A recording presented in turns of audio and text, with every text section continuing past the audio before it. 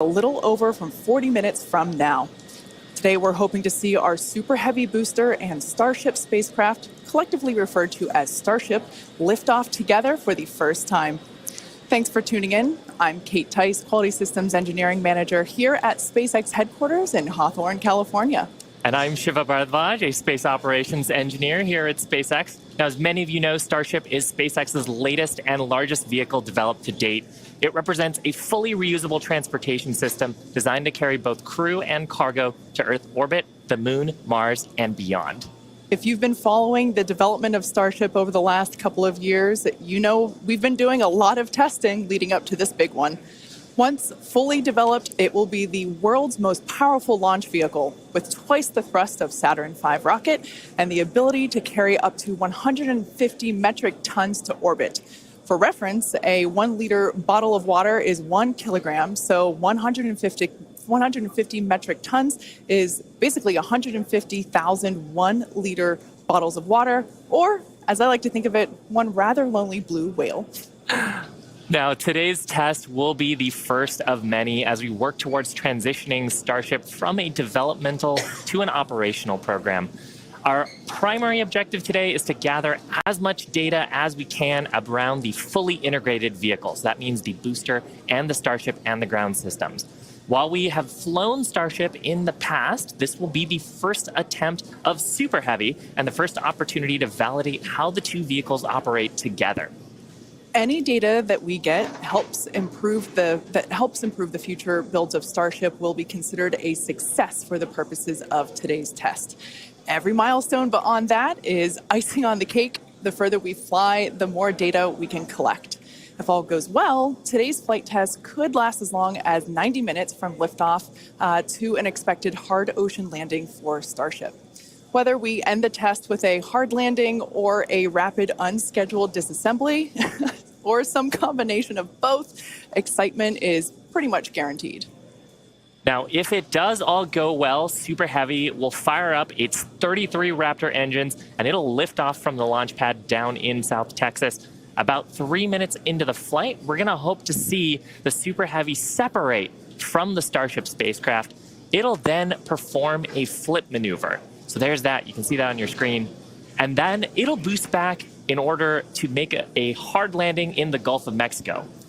And while that's happening, we hope to see Starship's 6-second stage engines ignite and watch as Starship coasts for about an hour at altitudes ranging between 150 and 250 kilometers before re-entering Earth's atmosphere and make its own hard landing in the Pacific Ocean about 250-ish kilometers offshore. Now, we are getting great camera views right now, but that's because we are on the launch pad, so we've got umbilicals and connections straight to the vehicle. But we aren't expecting to get very many good views once we get past booster separation. Yeah, we do promise, though, for any views that we do get, we will share them in real time. We are watching live with you all, so we're excited to see those views ourselves as well. Now, in a little bit, we are going to take a closer look at the vehicle and the launch pad. But first, today is a super exciting day. Everyone on the teams across Starship have been preparing, doing a number of tests and dress rehearsals for today's launch attempt. Yeah, that's exactly right. In fact, we saw a nice little recap of those tests in the intro video to today's webcast. For those of you that are following along, you know that many of those tests ended in those rapid unscheduled disassemblies, or RUDs, as we like to call them. And it's been a long road to today. Just in 2022 alone, we had 9 static fires. We've had a couple of wet dress rehearsals. And of course, the launch control team has done numerous simulations as well. So major shout out to the teams that have been preparing for today's full up integrated test. In fact, we've got a shot of Star Command, the South Texas launch control team. Look at all the people ready for today's launch attempt. Yeah, that right there is our South Texas Launch Control Center. That is basically ground zero for everything that is happening today, in addition to a couple other control rooms that we have operating as well with operators on console, including the Mission Control Center here behind us here in Hawthorne, California. But with that being said, our very own Zachary Lupin is one of our SpaceX employees at our watch event in South Padre Island. Hey, Zach, how are things going on the ground? It is a great day for a test launch today, Kate. Hello, everyone. My name is Zachary Lupin, and I'm an avionics reliability engineer here at SpaceX, and I'm at the Cameron County Amphitheater, where a growing number of SpaceX employees are gathering to watch what we hope is the first liftoff of a fully integrated Starship.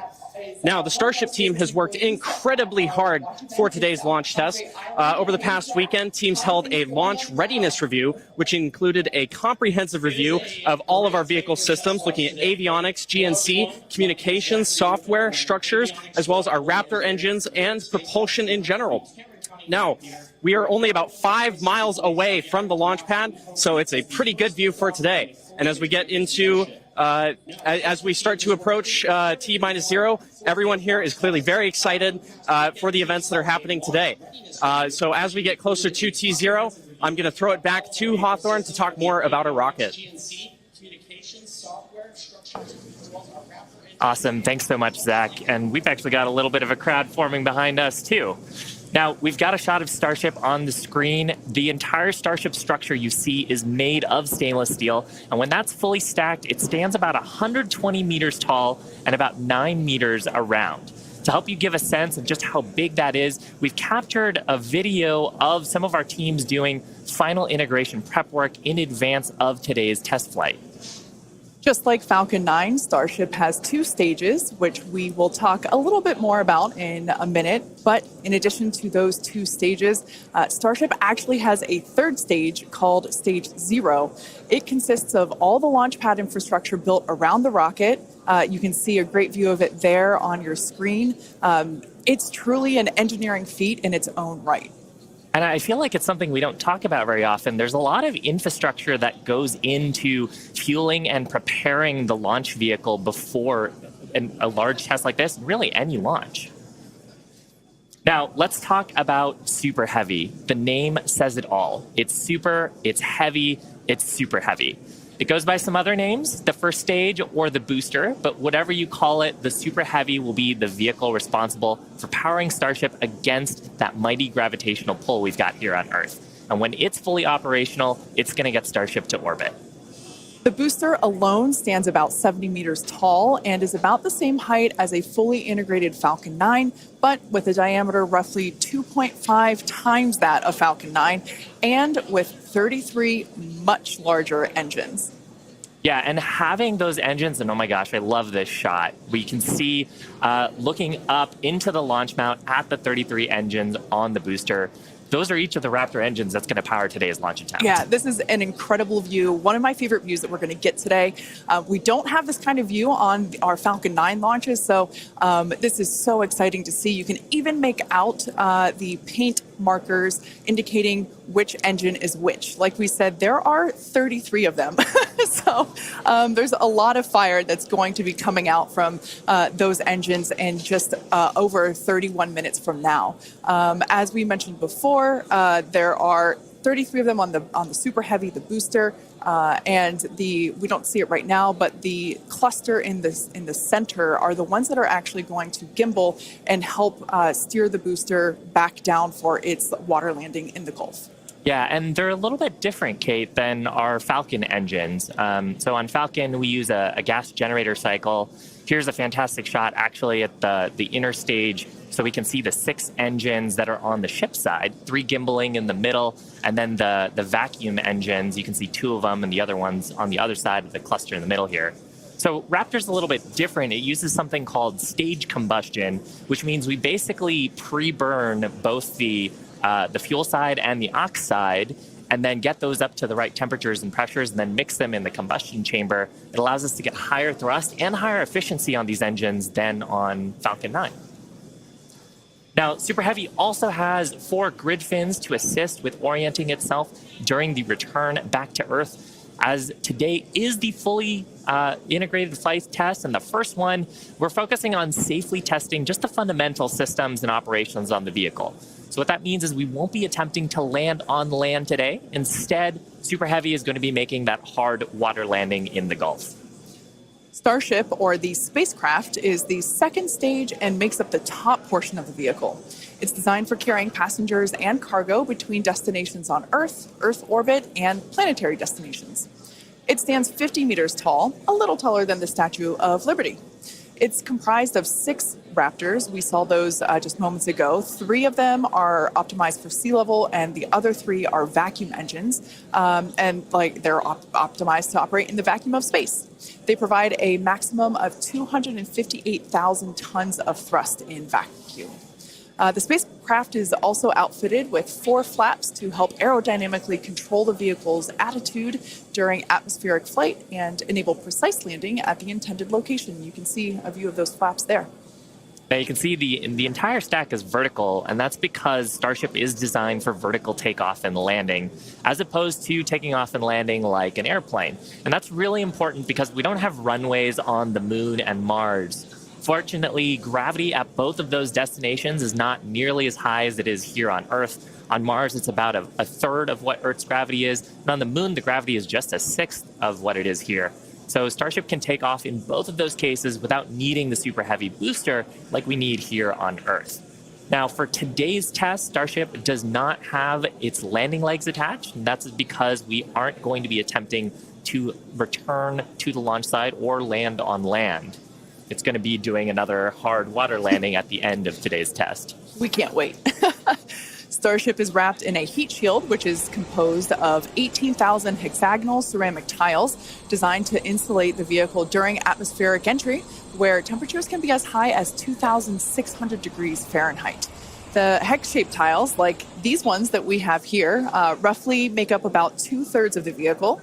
There's a couple of different geometries. The one that I have is for the circular portions of the vehicle, so it has this curvature to it, and the one that Shiva has. Yeah, this kind is a hexagonal shape, and there's several thousand of these all across the body of the vehicle. And it's worth saying we need these because when a spacecraft re-enters from orbital velocity, it's going faster than the speed of sound and causes a lot of heat to build up that has to get dissipated by these heat shield tiles. Yeah, one thing that's really cool about these is they're super lightweight. Even just holding them, we're able to even just hear how hollow they are because of the construction.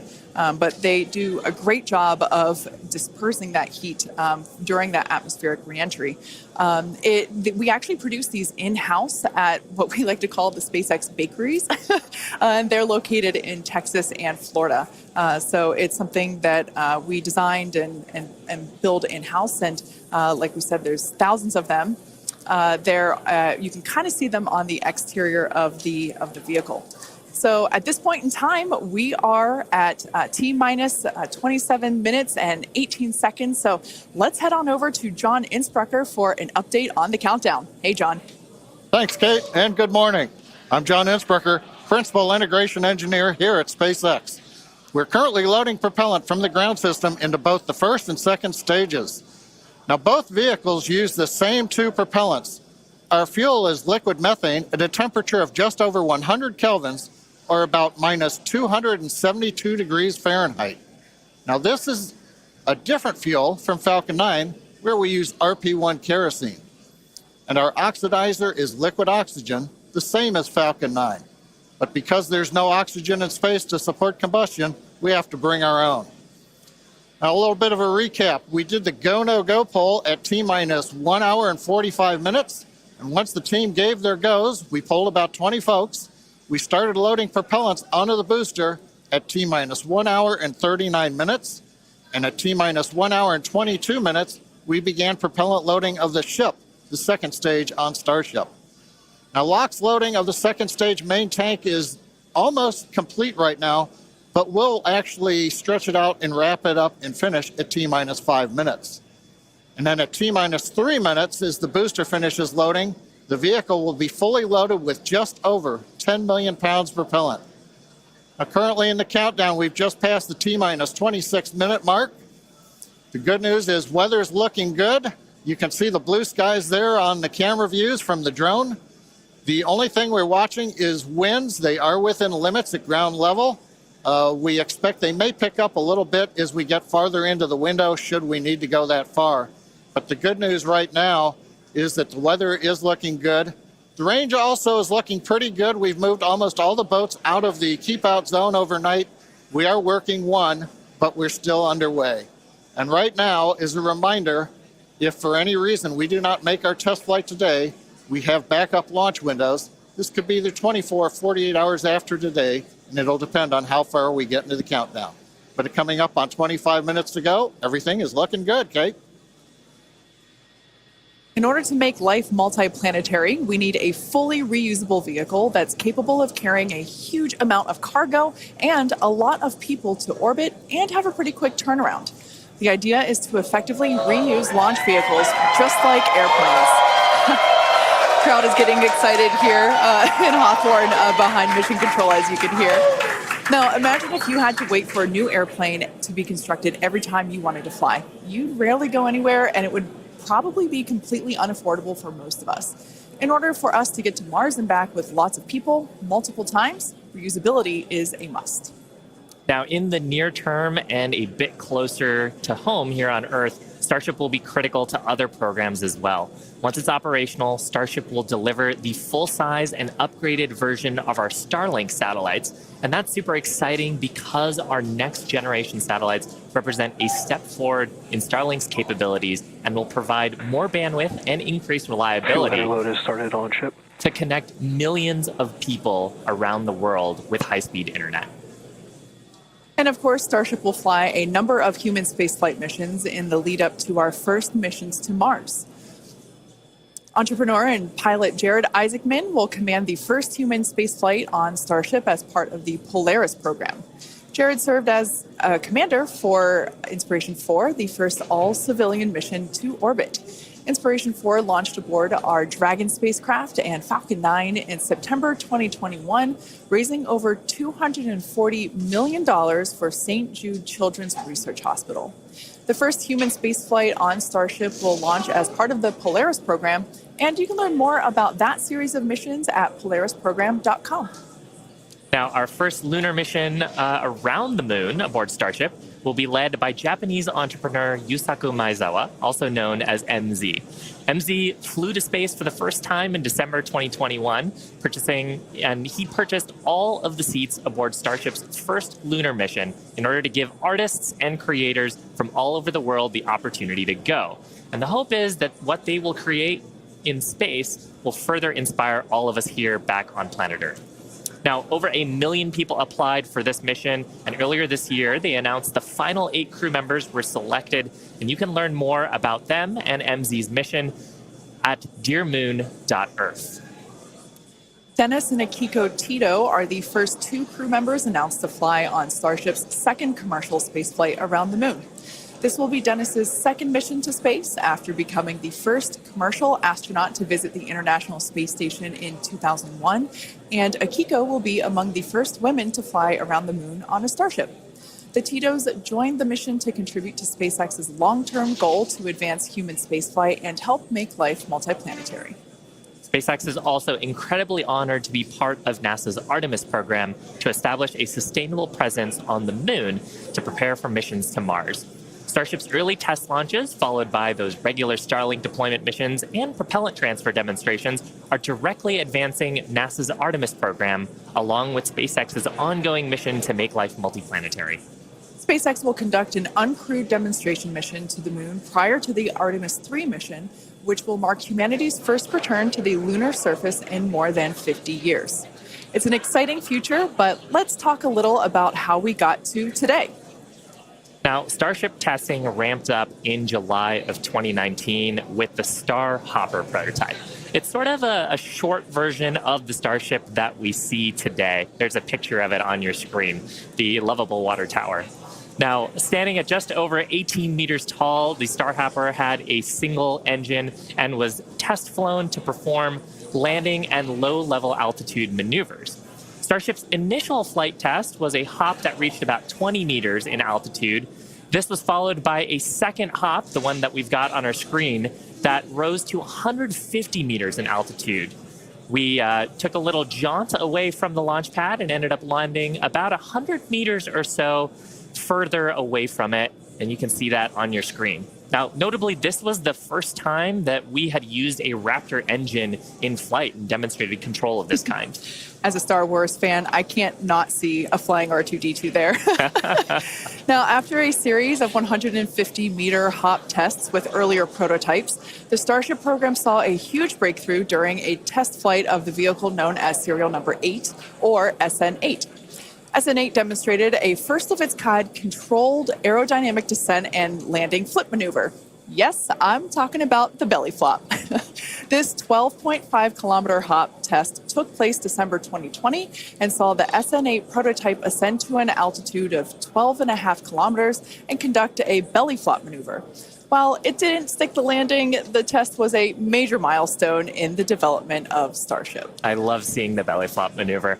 Now, testing continued with the prototype on serial number 9. That was a 10-kilometer flight test in February of 2021. We had a nominal ascent, engine cutoff, reorientation, and controlled descent were stable. However, we unfortunately had a dramatic ending to the end of that flight when we had a failure on its engine to relight. That resulted in one of those rapid unscheduled disassemblies. But what was really exciting about both serial numbers 8 and 9 is how quickly we were able to achieve just our primary objectives in those 2 high-altitude test flights. In addition to getting lots of great data, Starship successfully demonstrated control of the vehicle and subsonic re-entry capability. Ultimately, we performed 9 Starship high-altitude test flights in total, and in May of 2021, SN15 launched from Starbase, reached an altitude of about 10 kilometers, performed a number of maneuvers, and safely returned to the launch site. This was the first Starship prototype to fly, control its descent, safely land, and to be recovered in one piece. Now, having achieved that success in our suborbital campaign, one of the next big challenges for upper stage reusability is to survive the high heating hypersonic phase of entry. Combined with the ability to refill our Starship's tank with fuel and oxygen while on orbit is what will enable a fully reusable transportation system that's designed to carry both crew and cargo on these long-duration interplanetary flights, and that's ultimately what will help humanity return to the moon and travel to Mars and beyond in our solar system. So as you can tell, it is nothing but an iterative process to get to the point that we are today and where we will go from here. That iteration is a core process of how we work here at SpaceX. We like to fly and we like to test early and often, both on the side of hardware and software. Yeah, that's an awesome point, Kate. Now, we are continuing our countdown to Starship liftoff just over 17 minutes from now. So, of course, let's check in with John for another status update. John? Thanks, Shiva. Clock is coming up on T-minus 17 minutes from liftoff. We're continuing to click towards 0. However, right now, we've just begun listening in. The first stage team is working a pressurization issue. They're troubleshooting that right now. Now, we do have the option, if need be, if we can't solve this, then we would hold the count and probably treat today as a wet dress and not be able to launch. However, we are continuing to do propellant loading on both the Super Heavy and the ship stages. Now, most recently, we began loading liquid oxygen and methane fuel into the header tanks on Starship. At the very top, just underneath the nose there are 2 small spherical tanks. That's where the fuel and liquid oxygen header tanks are. That started at T-minus 27 minutes, and that propellant loading will continue until T-minus 9 minutes. We'll also continue loading the main tanks of the Starship second stage, although they're pretty much full right now. Everything will drain back as we get ready for launch at T-minus 5 minutes. Now, on the first stage, we're continuing to load the massive amount of propellant onto the Super Heavy booster. That's going to continue until T-minus 3 minutes. You can see the frost line on some of the views as both liquid methane and liquid oxygen go into the tank. It's 16 minutes and counting. We're also currently configuring the launch pad for liftoff. The booster hold downs are being prepared for the release at liftoff, and the second stage quick disconnect is beginning its configuration for release. The liquid oxygen and methane that are going into the second stage go through that quick disconnect. You can see it in some of the views, the arm that comes out just to the base of the second stage. Now it'll move out of the way as we lift off. At the same time, the SpaceX team continues to check in with the Coast Guard. We're working one boat that's in the safety perimeter. They are working to get that boat out of the way. We cleared several other boats out overnight. We're down to one, and we expect that'll be clear so that we can proceed with launch out over the Gulf of Mexico. But as a reminder, T-minus 15 minutes, 10 seconds and counting. We are working an issue on the first stage, and we'll bring an update as we get more insight into that issue. Now, today's test flight is taking place out of our Starbase facility in South Texas, and that facility has gone through a tremendous amount of change and growth in a really short period of time. Yeah, I mean, 3 years ago, not much even existed there. It was a very different scene, as you can see by that photo there on your screen. Fast forward to today, and the team is building out an entire production line. Yeah, last year they built 4 Starship Super Heavy boosters, 5 Starships, our 200 Raptor 2 engine, and this year they're targeting 5 boosters, 8 Starships in production for 2023. And really, you do need a production system to rapidly iterate, like we were talking about earlier, on the design of the vehicle as we learn more about it from these large tests. Yeah, absolutely. Pulling on my industrial engineering background, system fill is something that is critical to that goal. Being able to produce and launch multiple Starships means that we have to have a system full of those production vehicles, and we iterate on each one. So even the next Starship that will fly in whatever the next test is will be different than the one that you see there on your screen now. Now, the employees who have been at SpaceX a while say that Starbase does remind them of the early Falcon 1 days, except moving a whole lot faster. The team at Starbase is expanding as fast as the facilities are, and if you've ever wondered what life at Starbase is like, here's a quick peek.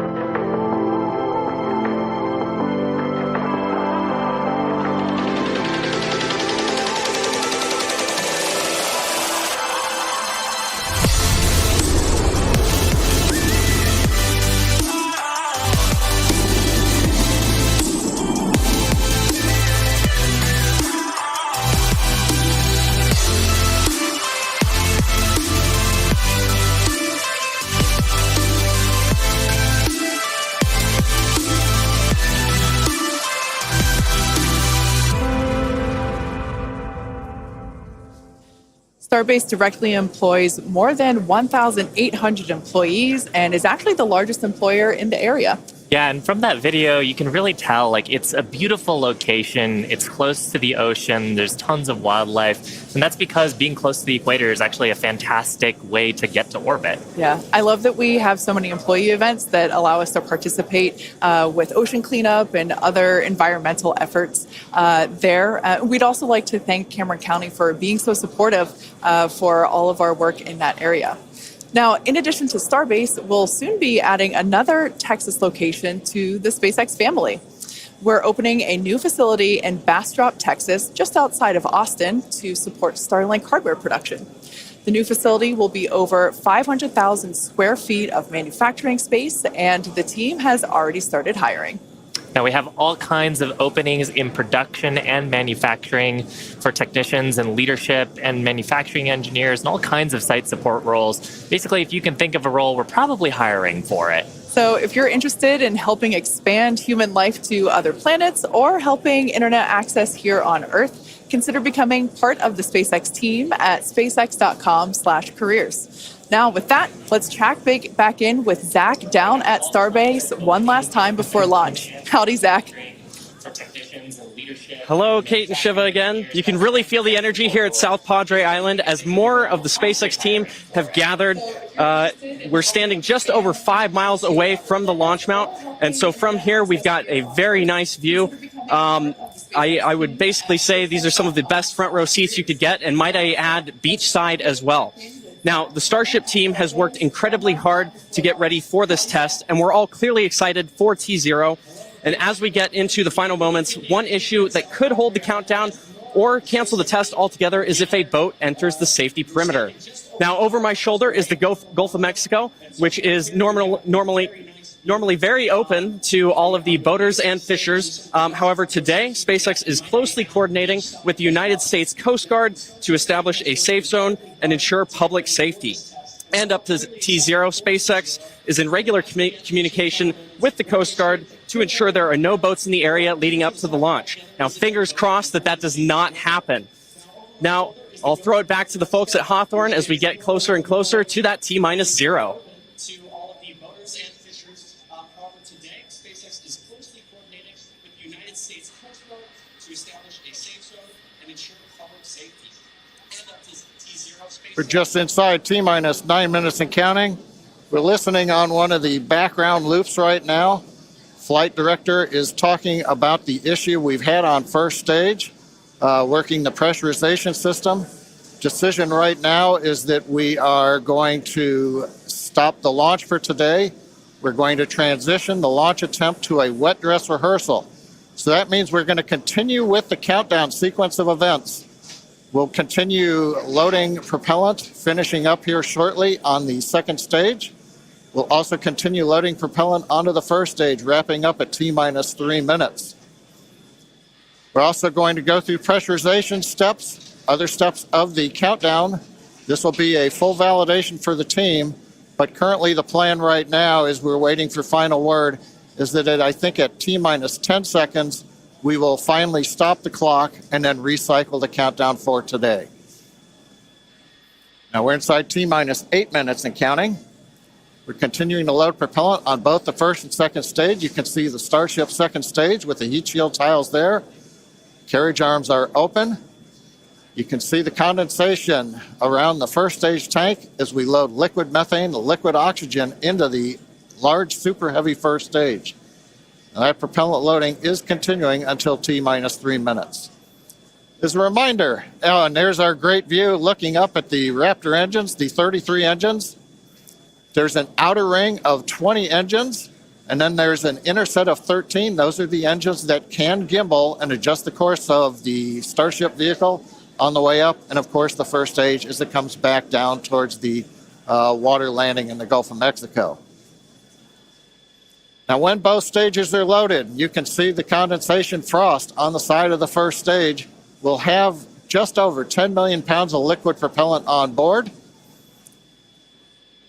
Inside T-7 minutes, we're continuing to count. Team is preparing for the hold and scrub at T-10 seconds. Now, the good news is everything's been going good. We're just working that one issue. So we are continuing to count. Team will get this as an excellent opportunity to run the end-to-end of the system.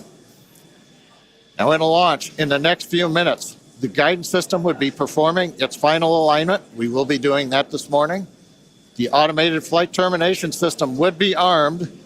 We won't need to arm it today as we won't be flying. And we'll do final thrust vector control checkouts, what we call wiggles of the Raptor engines on the first and second stages. Now, normally in a countdown, if we needed to hold, there's a view of the second stage Raptor engines just above the first stage. Now, as I mentioned, in a regular countdown, if we needed to hold, that would come at T-40 seconds. That's the point in the countdown where we can pause to wait for final checkouts or pressurization to complete. Now, earlier this morning, we thought we might have to hold at 40 seconds. Everything's looking good, except for the one pressurization issue that the team is going to have to troubleshoot after this morning. So we won't stop at 40 seconds right now. We'll continue all the way down to 10 seconds, and then we'll go into a recycle.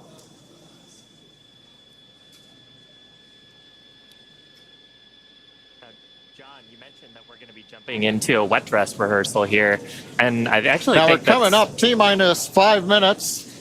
Overall, though, Kate, Shiva, it's been a good day. It's a little sad listening to the flight director say that we're going to have to stop at 10 seconds. But I guess that's for everybody. It gives us a real run-through of the launch vehicle. Yeah, it's unfortunate. Of course, we wanted to see fire today and lift off.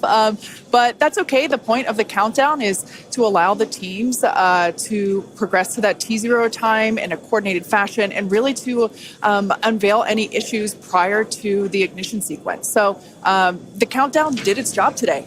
It allowed us to identify that press issue, and like John mentioned, the teams are going to work through it, and we are going to basically call it off at T-minus 10 seconds. But the integrated launch teams and us, we are going to treat this as if it were still a launch day. We're going to do this, what we now call a wet dress rehearsal. Yeah, and we've mentioned the term a couple of times here. We call it a wet dress rehearsal because we are wetting the propellant tanks. We are loading propellant into the vehicle. We've talked about the frost line a little bit here. That exercises the stage 0 system, the ground system, all of our infrastructure that loads propellants onto the pad. That exercises our procedures for the mission control teams. We're monitoring telemetry on the mission control consoles, looking at the pressures and the rates and the temperatures. And some of those things look a little bit different when you're getting up to the pre-flight pressurization levels and full propellant load. So we're learning things today about the integrated tests that are going to set us up for success in a future attempt later on, hopefully in the next 48 hours or so. And Kate, like it's also worth mentioning here, we're still going to take the count through to a pretty around the T-minus 10 second mark. So we're really going to exercise everything that we would up until that point in the vehicle states and ground procedures. Yeah, it's like we said before, any data that we can collect today is super helpful. And that's exactly what we're doing. We are continuing to collect this data and allow the teams to have be better informed for the next attempt. Unfortunately, due to the needing to recycle the propellant, we are looking at a minimum of 48 hours until we are able to attempt this flight test again. So we're not quite sure what that timing will be at the moment, but we're looking at a minimum of 48 hours at this point in time. But Shiva, exactly as you said, things look a little bit different on launch day. And we allowed the countdown to do its job, to basically get to this point, to allow the teams to work through the issues. And we're going to continue, like we said before, we're going to continue all this down all the way to T-minus 10 seconds. And that will really allow the teams to pretend like this is launch day and continue and gather that data. Yeah, Kate, it's on the one hand, it's a little bittersweet. On the other hand, we watched them go all the way through. First stage propellant load, just now wrapping up. The second stage, even the header tanks up under the nose of the Starship that you can see on the monitors. Actually, that all went very well today. The weather was excellent. Everything was looking good. Sadly, we just have the one issue, but that is letting the team continue to count down. And we're going to continue with it here until we get the clock hold at T-minus 10 seconds. Yeah, so for those of you that have just joined us, we're now at T-minus 1 minute and 30 seconds to what would have been the launch of our Starship flight test. But unfortunately, due to a stage 1 issue, we are going to utilize today as a wet dress rehearsal. Instead, we are not going to attempt launch. The teams are basically saying that we're scrubbing our launch attempt for today, and we are expecting a minimum of 48 hours in order to recycle. So it's all good news, though. There's nothing really to be sad about other than we had hoped to be able to lift off today, but that's okay. Now, one thing to point out for folks, when we do come back, when we clear this and we fly, one of the things you'll hear in the last minute, you won't be hearing us because we'll be listening to the countdown. But at T-minus 30 seconds, that's when the flight director would give the final go for launch Love to have heard that this morning, but something to look forward to. Absolutely. The other thing to look at is at T-minus 6 seconds, we begin lighting the engines. Up on your monitor, you can see there, T-minus 40 seconds. We did hit the 40-second hold point, and they are holding for a moment. In the end, they will release that hold. We'll go the last 30 seconds.